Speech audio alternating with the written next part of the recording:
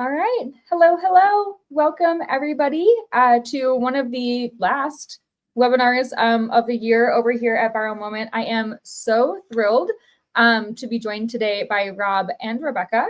If those of you who are joining don't know me, I am Elizabeth. I'm the Chief Growth Officer over here at Viral Moment. Viral Moment is a tool that allows you to see inside of social video, so we understand what's happening across any topic or conversation across social platforms, such as the very popular TikTok. Of course, YouTube Shorts, and Instagram as well.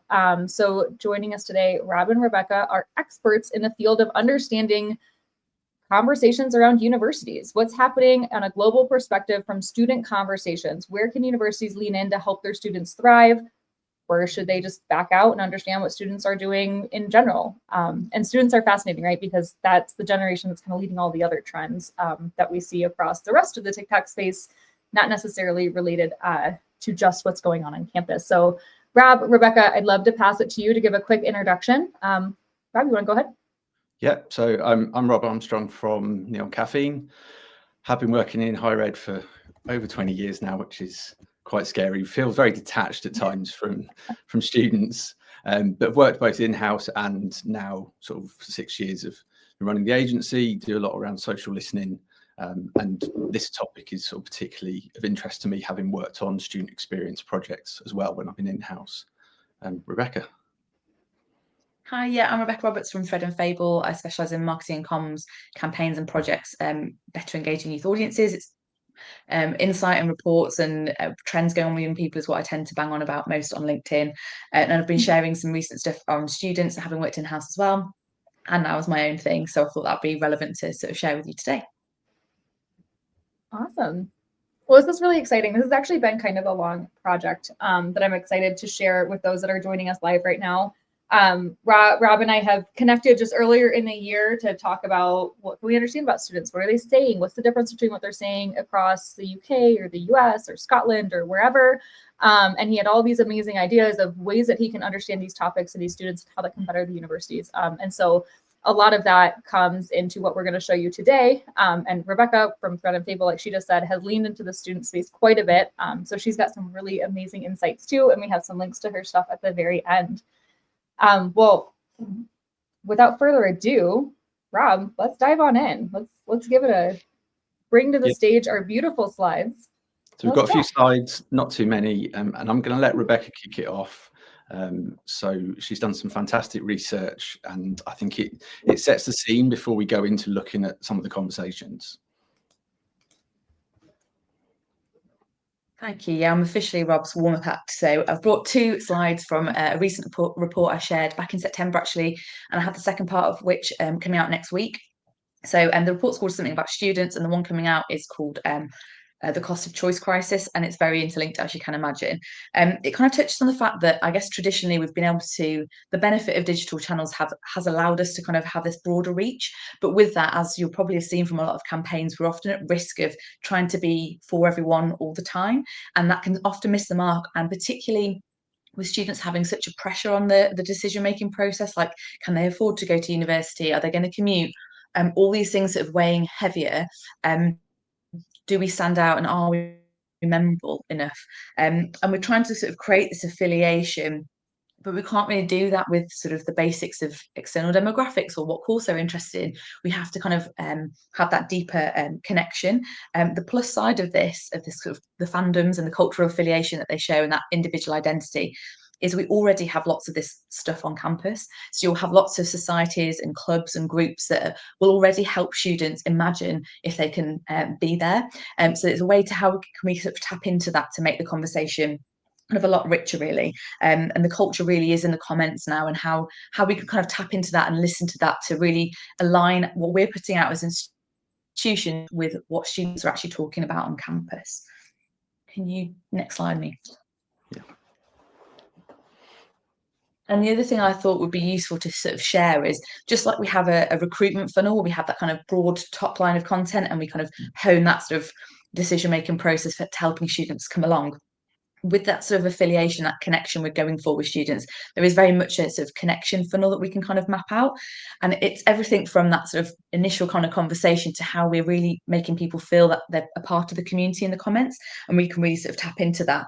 And that is around sort of those fandoms and the niches, and also making people really feel like they're part of that campus community. So social listening can play a really big part in us being relevant and joining the conversation at the right point. The risk of not doing that, as you might have seen, Sky Sports in the UK had this launch of Halo recently, and really just seemed so disconnected to the real conversation around women in sport, and it kind of bombed and was pulled after 3 days.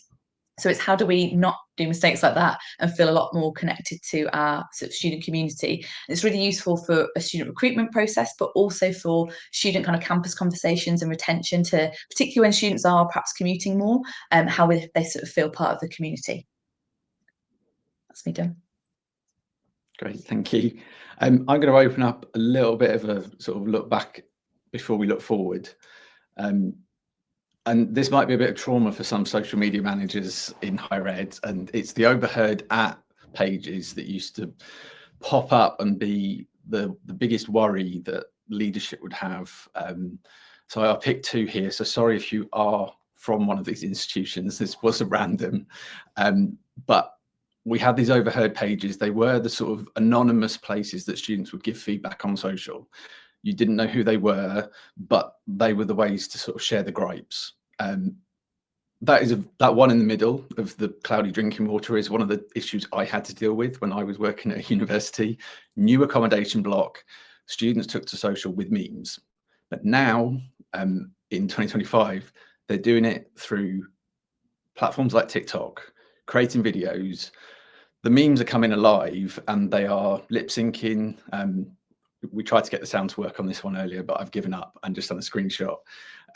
But this is two students complaining about EduRoam, which is for anybody that's not in the UK, is the internet service provider for all universities. And they've got two of the Kardashians and they're arguing with each other about Wi-Fi. You know, it's that modern trend of talking about their gripes, but in video format. So, you know, it's important that we are looking at new ways of learning how students are talking about their experience. So higher education and TikTok, this is our imaginary viral moment university for this webinar, just so that I didn't single anybody out and then you feel left out. It is a platform that's being embraced by more. Obviously, there are some challenges in some countries with rumored bans or whatever's going to happen. You know, the rules change every 5 minutes, but we move on as social media professionals. It is still seen as quite a one-size-fits-all approach with lots of different topics thrown into one account, compared to maybe creators who pick up on a niche and run with that niche. For example, if they were a sports influencer, that they would carry on with that. There's still a little bit of worry around brand compliance, and I feel sorry for social teams and universities. They are under-resourced, and that stops them maybe going down the route of having all of these different niche accounts for, you know, dorm life, for sports and so on. But that also means it takes away time from really important research, and that's where social listening can come in, because if you've got time to understand the content strategy because you know what the audience conversations are, that's where you can really start to be sort of more powerful with what content you do put out. So we've used Viral Moment for this research, and we've got 4 examples. We've thrown together some keywords on different topics. Some have been more successful than others, but they've also given us a very good lesson at the end, I think. So applying to university, we've looked at the top 3 countries in terms of the volume of conversations over the last 90 days. In the United States, there's both hopeful and stressed students, and topics around scholarships is coming up. And the example in that first screenshot is actually a paid partnership with a scholarship app, where they're telling them how to get different scholarships that are open to them. You know, finance is a really big topic. There were loads of videos around, and we'll look at the finance one, the sort of loan situation and how that plays out in student life. In the UK, there's a lot of rankings related ones, and not just the official ones, the traditional ones that appeared in the big papers, they're now coming up with these applicant accounts that are ranking universities by essentially whatever they want. This is a group of non-Russell Group universities, this screenshot in the middle. And then in the Philippines, it's very different. It's the aspirational dream sort of, I've applied to the university that I want to go to. 3 very different countries and different sort of cultural takes on the same topic. And I think if you're smart, whether you're using a tool like this for international student recruitment, for UK student recruitment, US recruitment, there's so many different ways that this data can be cut and learn so much about it, and join the conversation in the right way. And we'll talk about that at the end with the takeaways. On to finance. So again, top 3 countries do feature the UK and the US. Obviously, the sort of size and the volume of the conversation, but we've also got Nepal. Now, Nepal, there seems to be something going on at the moment with changes in rules around applying to study in Australia and the visa and what you need. So there's a lot of content there around agents and how they're teaching people to get everything ready for their application. The middle screenshot is students in the UK celebrating Student Loan Day. And don't spend it all at once. The day the money hits your bank account, it happens about 3 times a year. And it's when your bank account will probably look the healthiest as a UK student. And then in the US, this student is asking, well, how much do I need in my savings as a student going to college to study for a degree? Is $3,000 enough? That's a sort of question that she's asking her audience. And you can delve into the comments and really look and see what's going there, because she is concerned about, is that enough? But the video then goes on and she's just showing that she's had her nails done as well. So there's a sort of a bit of a contrast in how that conversation comes out. For accommodation, both the US and the UK have some similarities on this one. The first one, we've found a student who is sanitizing her room because she doesn't think it's been cleaned well enough. The middle video we found is a student who's doing a room tour of their halls of residence in the UK, where they found 20 socks down the back of the bed.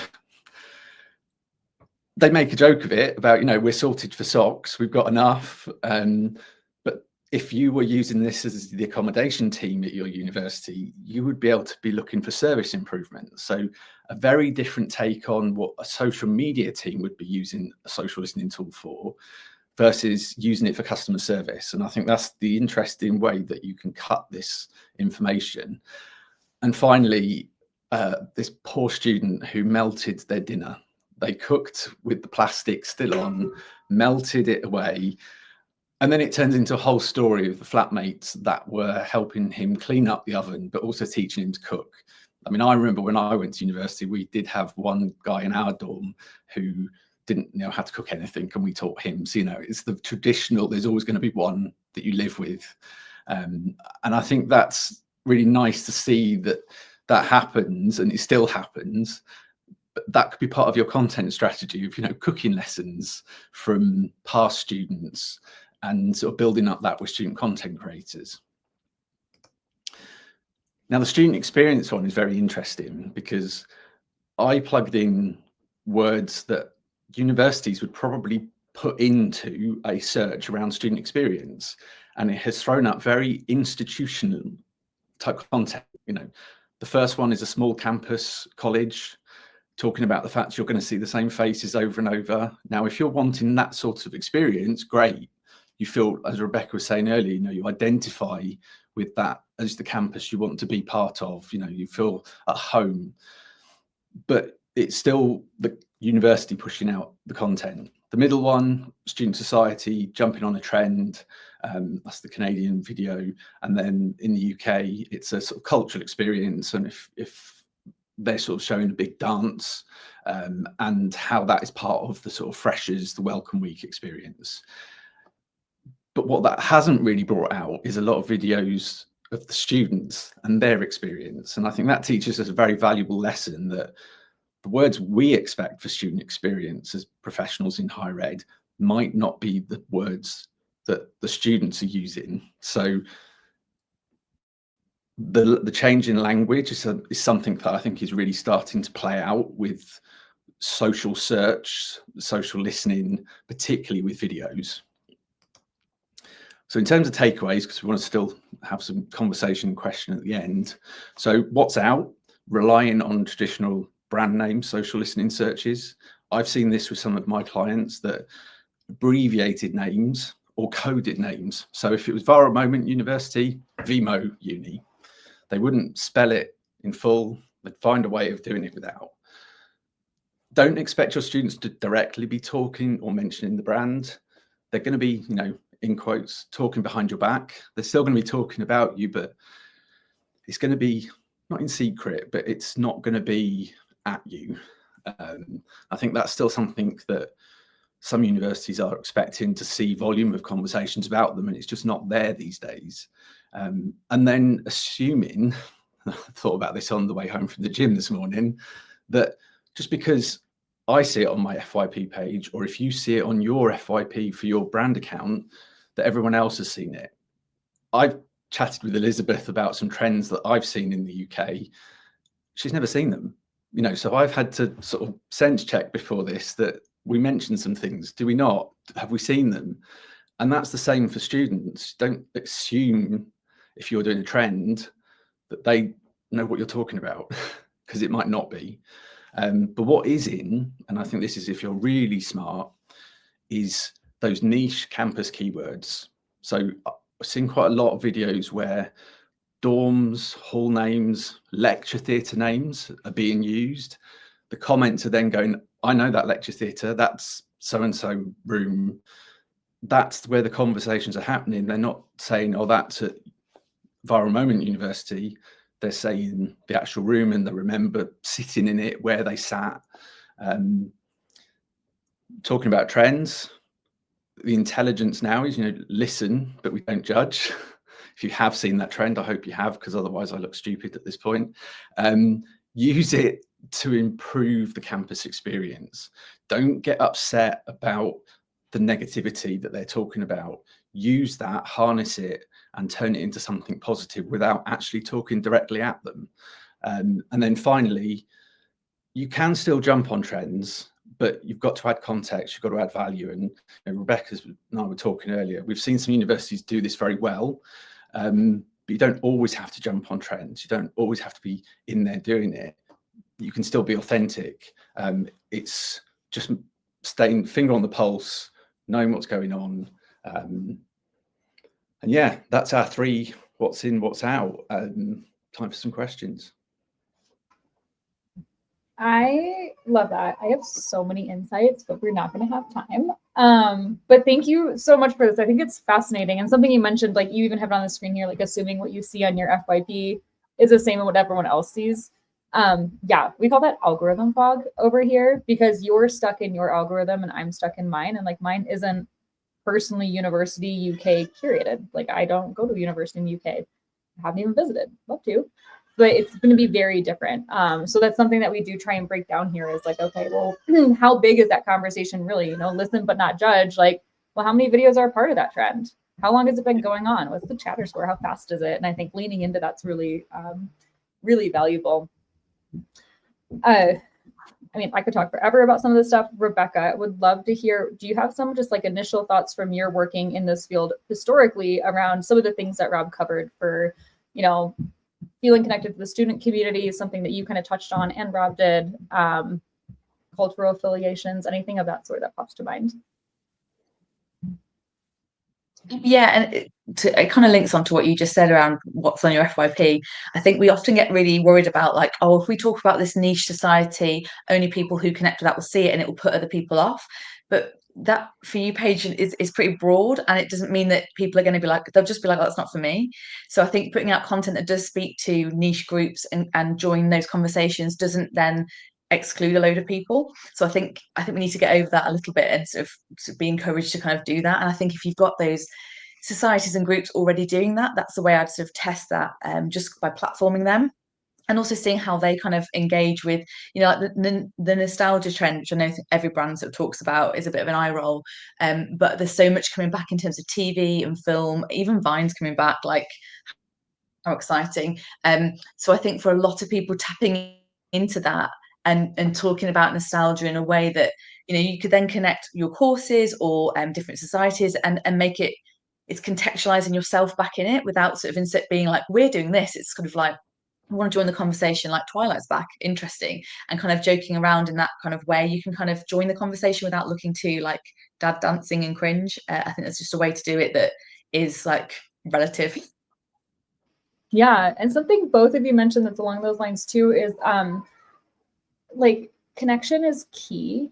And connection, it's more than a trend. Connection is a movement. Like this generation of students, they want to be in person. They want to put down their cell phone. They want to get off TikTok. I mean, they want to post about the fact that they are in person on TikTok, but then they want to actually be in person. And I think something that's really important about that is, Rebecca, on one of your slides, you mentioned that cultures in the comments, and you also mentioned that fandoms around cultural affiliation are really important. And I think that's so important for students on campus, especially these freshman students that maybe have spent most of their lives doing remote school or something kind of to that effect. And now they're going to go in person and live this dorm life. How can you create these in-person communities on campus that make those students feel connected? And then they're going to post about that. And then the next wave of students is going to come in and see those videos and be like, oh, I want to go there because they have a Twilight book reading group and I'm like a huge fan of Bella, or like whatever the thing is, right? And they're going to feel like they've been heard. And so you find those kind of situations in those comments, and you find those across the different ways that they're talking and using social video more so than they would just a meme in general.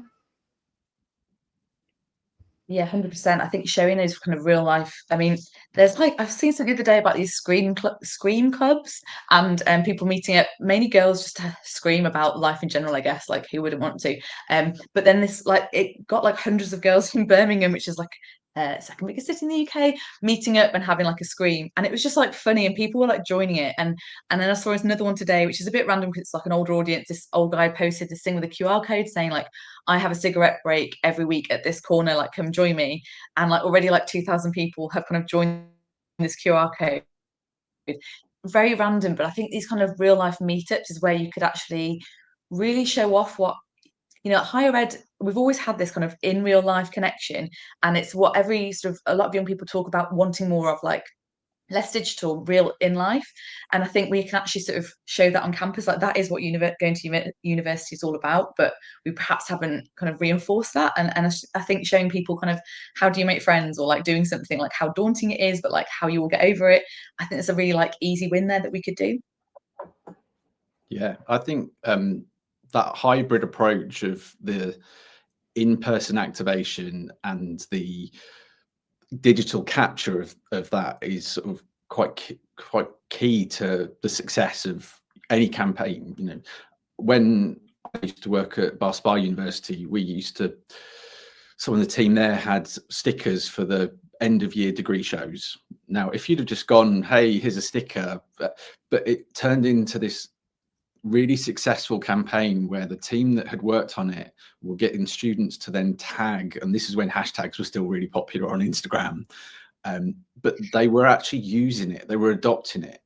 And the same thing, and I know a few of the Glasgow team have signed to join, so sorry for shouting you out on this one, but they have done some really good activations with their tattoos or temporary tattoos. There's been socks, there's all sorts of things. So that in-person tangible activity tied in with that sense of affiliation with your institution. And I think that's where, you know, I mean, there's probably hundreds of other examples, but we haven't got time to go through all of them. But the more that is happening, and the more that there's something that, even if it is that tiny niche film club on campus, that means something to somebody. If it is then some campaign around fixing something on campus, and you know, the institution doesn't have to actually go and say sorry, we've messed up, but you know, all of a sudden you fix something, students will start saying, oh, it's not broken anymore. It's happened with those overheard pages. We did stuff, we just stopped it being a problem, the memes changed. And sometimes I think it's the sort of this expectation which we've got to communicate everything And I think that sometimes the connections just are there and they happen, whether you expect them to or not. And I think that's, the power of that in-person and digital hybrid approach. Absolutely. And there's so much that we can uncover in these conversations. We are at time. It was a very fast 20-ish minutes, and I am thrilled by the insights here. We have so many details uncovering what are students talking about? Are they saying anything about your university directly? Are they talking about your dorm or your hall? Are they talking about one of your professors? What is it that people are doing? How can you tap in as a university so that you can increase your applications for the next year, so that you can help the current students that are there and hear their needs, and fulfill kind of those gaps and white spaces in your university to really bring like this beautiful new cultural to these students down with these in-person events. So if you are interested in learning more about some of the work that Rob and Rebecca are doing, I am going to, in this very second, bear with me 1 minute, drop both of their emails in a comment thread here. And if you're watching this after the live event, I will put it in the description. So please reach out to them to learn more. Rebecca has also a podcast and her own website where she has a bunch of the reports that she had just alluded to earlier on her slides as well, which I'm also dropping in the comments too. So feel free to go and check those out. Feel free to also reach out to me, Elizabeth@viralmoment.com. If you want to get in touch about learning what are some of the ways that Rob and Rebecca have used social listening tools to better understand the students, your market, and the global conversations at hand that matter to you. Thank you, everybody, so much for coming today. It has been fabulous morning. Well, morning for me. I guess it's evening for you all. But I appreciate it, and I look forward to doing this again soon and sharing more of these insights along the way. Thank you. Have a good one. Thanks.